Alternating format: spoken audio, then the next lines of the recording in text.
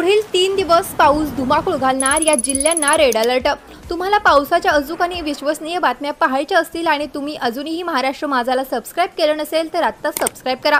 मागील 2 दिवसापासून राज्यातील अनेक भागांना पूर्व मोसमी पावसानं झोडपून काढलं आहे। मात्र अरबी समुद्रात कमी दाबाचा पट्टा तयार झाल्यानं पुढील 3 दिवस राज्यात पावसाचा जोर वाढणार आहे।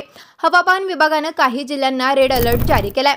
कोकण किनारपट्टी भागात ताशी 45 ते 55 किलोमीटर वेगानं वारं वाहणार आहे। त्यामुळे मच्छीमारांना आणि स्थानिक नागरिकांना खबरदारीचा इशारा देण्यात आलाय।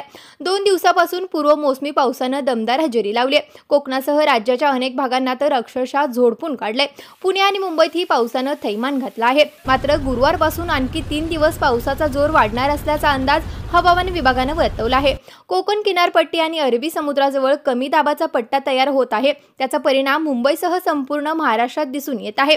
पश्चिम महाराष्ट्र, उत्तर महाराष्ट्र, पश्चिम महाराष्ट्रासह विदर्भातील अनेक जिल्ह्यात सतर्कतेचा इशारा देण्यात आलाय। लातूर आणि धाराशिव या जिल्ह्यांना 22 मे रोजी ऑरेंज अलर्ट जारी करण्यात आलाय। विजांच्या कडकडाटासह पावसाचा अंदाज आहे। छत्रपती संभाजीनगर, हिंगोली, बीड, परभणी, नांदेड आणि जालना या जिल्ह्यांना 22 मे रोजी येलो अलर्ट देण्यात आलाय।